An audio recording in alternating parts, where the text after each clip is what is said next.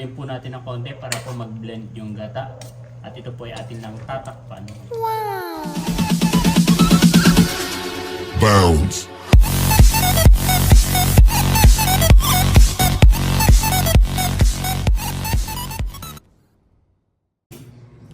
Kamusta mga kayani? Kakulay ko po yung kulay blue na na water jug. Isang masaya at isang masarap na vlog na naman ang pagsasaluhan natin. For today's episode, ipapasok na po tayo sa work. Ayan po, si Papa D. Galing po siya somewhere in Tondo, Manila. Kaninang umaga siyang gumising alas 6 ng umaga. Tapos ay umorder po siya ng eco bag. Ilang pieces yan? 1,000 pieces. Wow. Maraming salamat po sa Roshan Gym tsaka sa One Way Supplements na lagi silang umo-order. So more sales sa kanila para laging naubos yung kanilang paper bag para lagi tayong may business. Tama? Nakatulog na po yung ating mga baby at yan po kanina pa larong-laro. So pahinga time na nila.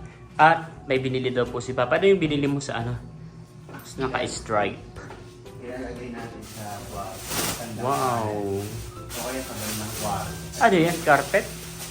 Wow! So kaya doon sa may bandang gilid. Pero piling ko mas maganda sa paanan. Pwede rin yung dito sa sa mismong lang natin Para ihian. Sumakay po tayo ng sidecar ngayon dahil parang kukulangin tayo sa oras. Kaya mas mabilis kapag naka-e-drive at hindi po mainit paglalakad.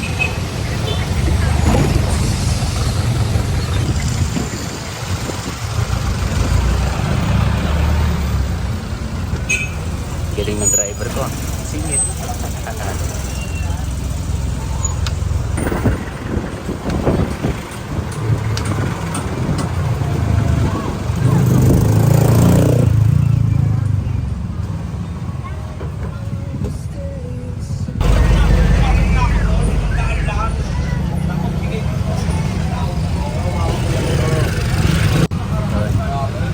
Traffic na nga po tayo ng tuluyan. Medyo abot naman siguro. Tatansyahin ko na lang kung kailangan kong lumakad. Pero gumagalaw na. Ayan. Oh, sisi.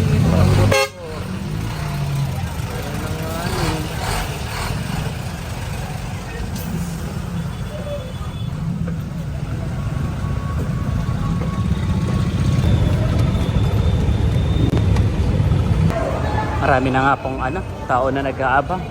Nakapila. Tayo magpasok. So dito tayo dadaan ngayon sa RDU.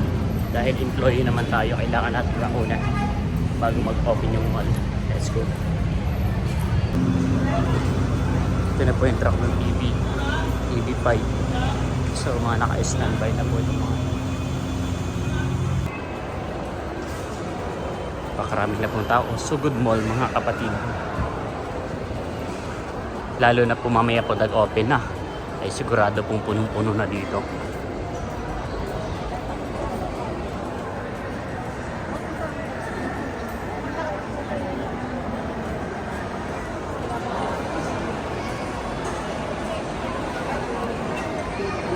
Itaas po ang kami ng mga nakaintindi. Ayan. Okay.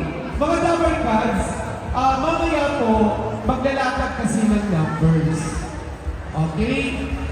Depende po kung babae o lalaki ang tutungtong sa numero. Pero, meron po kaming bagay na ipadadala sa inyo. For example lang po ito ha. Example, mga babae, magdala ng electric fan.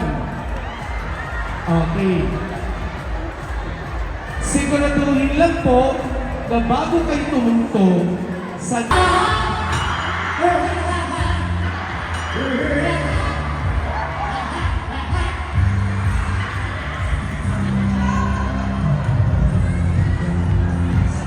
Okay lang ba yung pinigyan?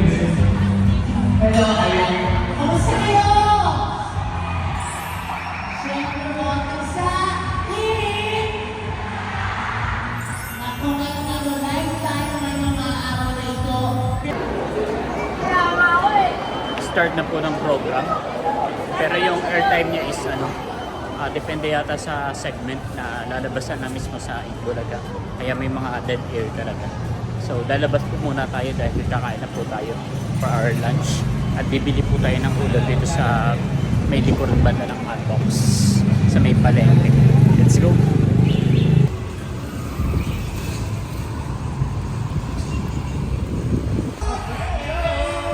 At eto po, kararating lang po namin at nandito na nga kami sa Robinson Palabok!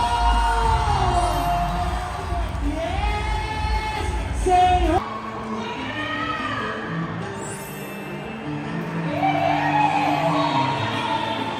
Natapak ang numero. Pagtapak po sa numero, i-check po namin. Sana po maging maayos po tayo. Pag-iusap lang po. Maraming salamat po. Eto na po! Ready na po! Lahat ng babae. Ibig sabihin, kung mga lalaki po nasa harap, ibig po kayo sa likod, hindi po ha. Babae, 18 pataas po ang kailangan natin. Babae na nakasuot ng brief.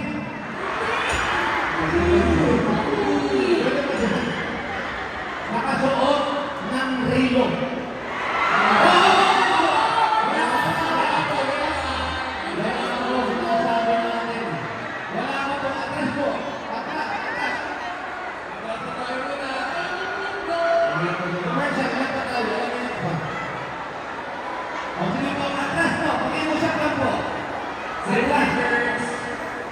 Atras po. Utang na loob, wala akong patlulong. 60 seconds. Atras po. Atras, pakiusap lang po. 50 seconds po, hiningi namin. Go! Ayun na.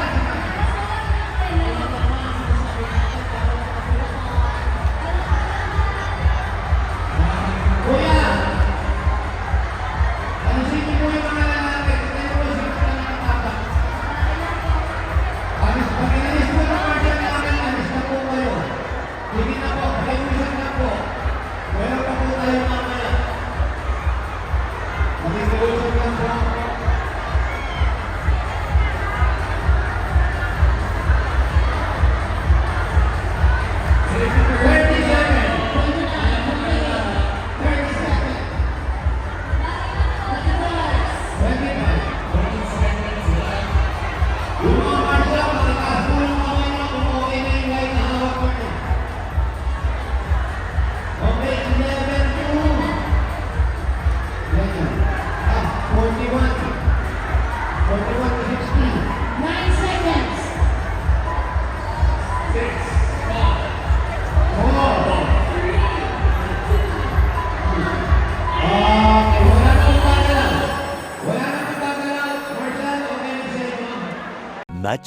Much later.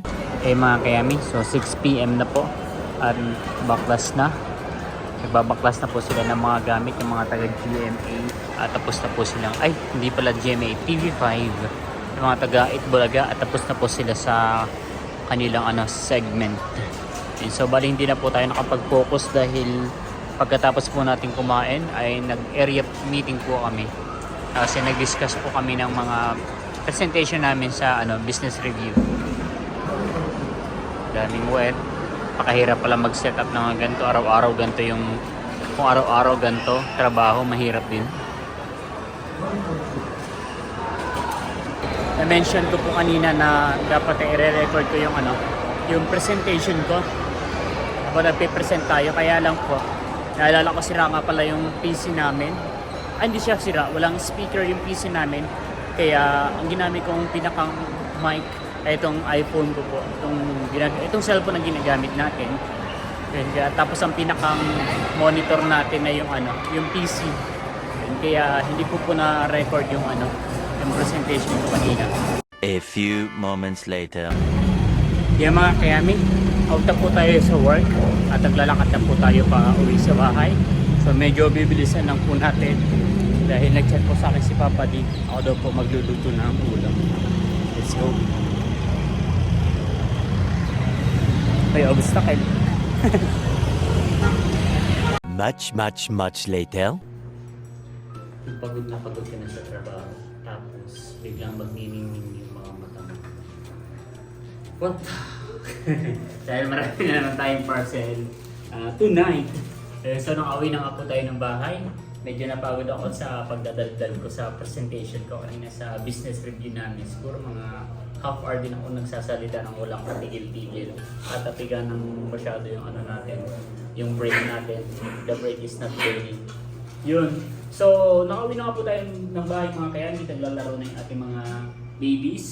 At magluluto po tayo ng ulam ngayon.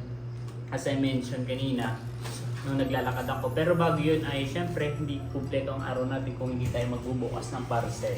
So, unahin na po na muna natin yung maliit. Hala, bakit naman ang bibi ko ng nangihingi ng pangkain? Oh, natay oh. Ano ba yan ito? Parang ang hirap pula. Ano ito? Parang sinturon. Kasi mahaba eh. So, okay po natin. Hala! Tagang mukha. Ano ka kawawa naman? May dila-dila sa mukha. Sinturon?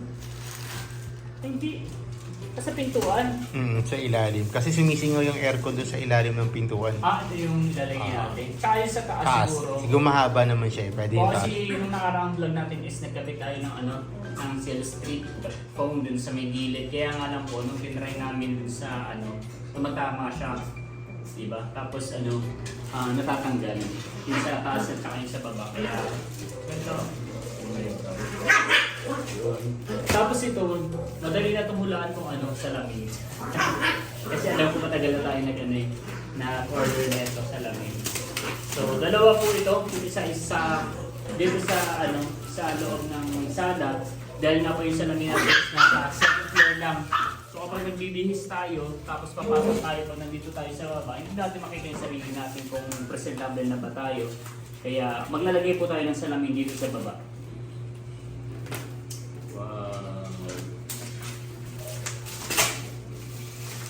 Ito yung sa CR na yung medyo maliit. Yung subalit nag-unbox lang po tayo at ang tagabili po sa online is si Papa D para marami siyang magamit na voucher. Tama?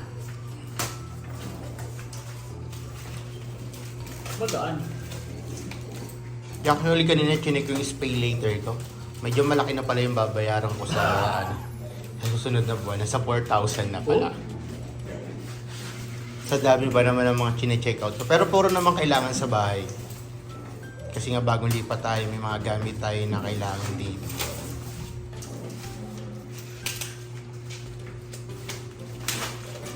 Bali yung nakaraan ganyan din yung salamin natin sa CR sa kabila. Pero paano yun eh? Pa-square. Hindi pa siya, pa-oblong. Pa-oblong pala. So ito, dinidikit lang siya, di ba? Pa-check mo nga kung meron dyan adhesive na isa. Meron na ba? Ito lang. Yun. So, kahit siya na ibagsak. Kasi so, siya. tatanggalin lang siya tapos para magiging mirror na siya. Kasi didikit lang natin sa ganito. Saan kaya magandang ilagay yan? Sa likod ng pinto? Parang yung kasing sampayan nasa likod ng pinto. Pag nagsampay tayo ng matatakpan niya. towel, natatakpan. So ito naman po is similar lang dito. Ito naman ay mas malaking version. So, kaya natin sila natin. Isip ko nga pwede dito bago lumabas. Tsaka pwede rin dun sa may hagdanan. Paakyat. Tingin mo. Kaso lang matatakpan nung hindi ka makapagsalamin ng maayos.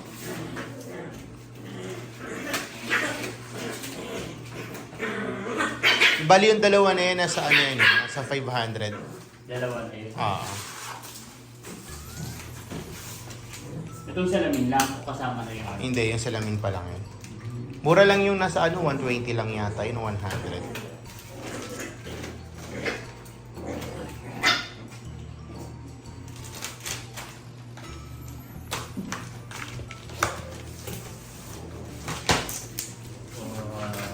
Mas mahaba siya.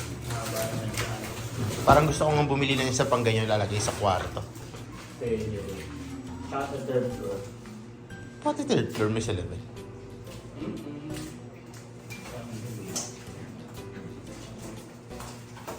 Wow. Ano po? So, papasukin natin Dito. Gusto ko talaga dito kasi pag lumabas. So, yung option natin is dito. Pero parang baba masyado. Okay lang. Ay, parang hindi kita yung ulo. Katawan lang talaga. O putol. Pwede rin naman, pangit na kung dito. Oo, parang katabi ng TV. Okay. Pag dyan. Kaso lang, sabi kasi ni Kuya Roddy, hindi raw magandang nakatapat yung salamin sa may pintuan, tsaka bintana. Bakit daw? Ewan ko. So mag-iisipin na lang kung muna natin kung saan natin ilalagay. Pwede nga rin sana dun. So ikakapit na daw po ni Papa D. Lalagyan niya na po ng adhesive tape yung natin, mirror on the wall.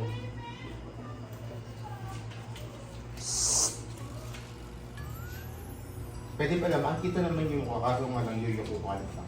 Oo, at saka parang wala lang ibang So ilipat na lang natin kapag may nakita tayong best. Tsaka kasi ang gusto ko sana, yung naka-stand. Kasi lalagyan natin siya dito, di kaya doon. I-stand mo? Pinamigyan na natin yung naka-stand natin. Hindi, kasi pangit kulay pink na Gusto mo dito na lang, kaso nga katabi siya ng TV. Pangit, wag. Doon ang Gusto mo pa dito na lang na. Oo. Okay na yan.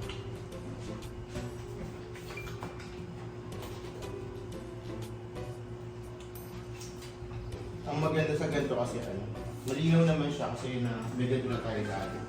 Saka kahit mabagsak siya, hindi siya mababaas. Siguro may konting basag pero hindi yung basag sa Oh, pinakabit na po ni Papa D.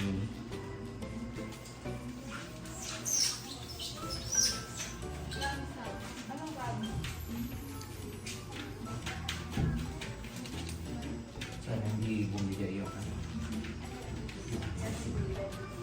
Sana hindi dumikit mismo yung adhesive. Kasi papangit yung pader. So pag tatanggalin na natin yan, sana hindi bumakat. Wow! Hindi naman kaya yan, filter. Mamaya pagka salamin natin, malaki mo, iba yung mukha.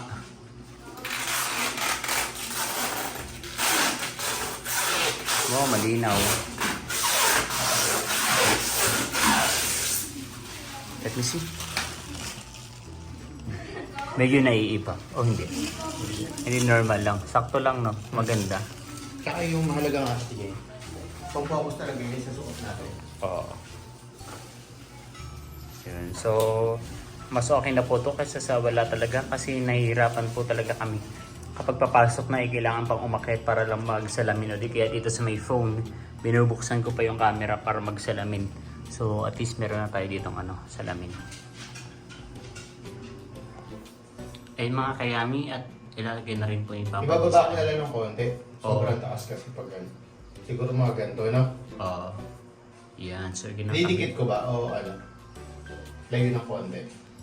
Layo na lang pang pwede. Ganyan na? Oo. So, kinakabit na po ni Papa D yung sa CR naman po yan. Wow. Actually, meron naman dito sa may likod ng pintuan kaso sobrang liit. Parang saktong mukha mo lang yung kita. Yun. Parang nakaangat. O, okay lang. So, doblihan na lang natin. Wow. Linaw, no? Wow.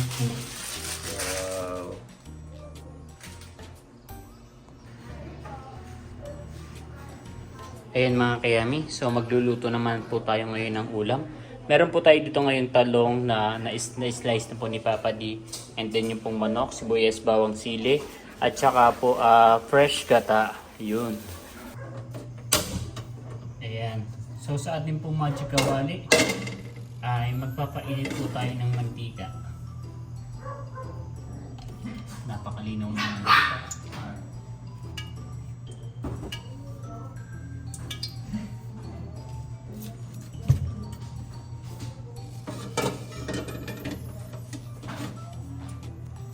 Gigisa na po natin ng sibuyas at bawang.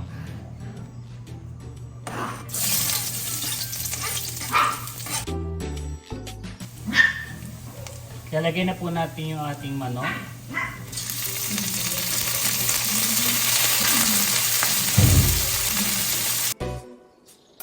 Titimplahan po natin ang pampalasa, lalagyan po natin ng patis.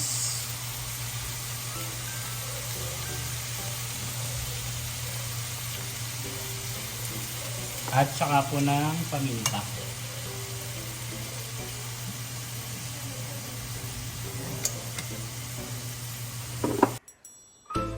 Lalagay na po natin ang ating talong.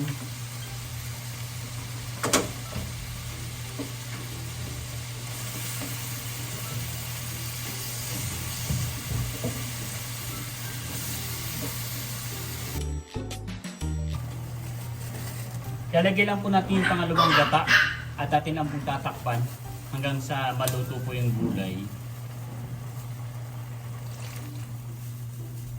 Yun. Lagay na rin po pala natin yung sili. At takpan lang po natin mga kayanin.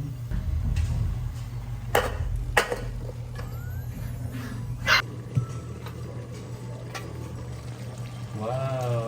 Ay mga kayanin, kumukulo na po. At yan ay kanini medyo nahalo-halo na natin. Tapos ay dinagdagan ko na rin po siya ng kaunting pampalasa ng seasoning. At ngayon naman po ilalagay na po natin yung kakanggata.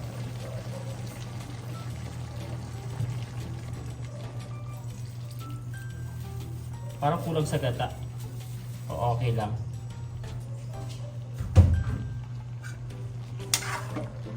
So, haluin po natin ng konti para po mag-blend yung gata. At ito po ay atin lang tatakpan. Wow. Ayan. Antayin lang po natin na maluto at pwede na po tayong kumain. Baka na! Ay, ang init. Bukas pa pala. Yun, so magsasandok na po tayo ng ulam mga kayani. Ano natin, pot holder? Wala.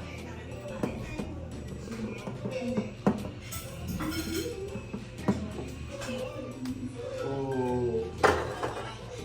Kumukulo pa po. Parang medyo nakukulangan ako sa gata or ganyan talaga yun. Na ano nga eh, dapat medyo tuyo sana. Pero okay lang naman.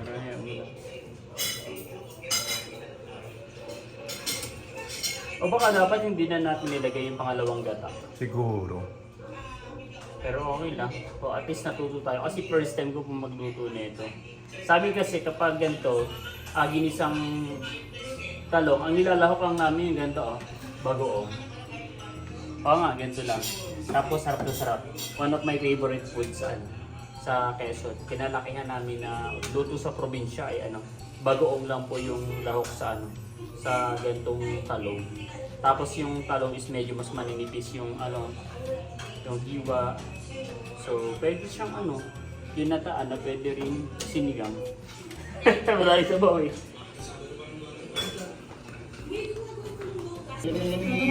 Busy tayo dito. Siguro, pupunta ka lang dito yung mga kasama. Alam mo, iba talaga pag may nagmamahal. Ulam pa doon. Kahit kita ba? Ganun talaga na. Kaya tayo mga Kevin. Walang mga...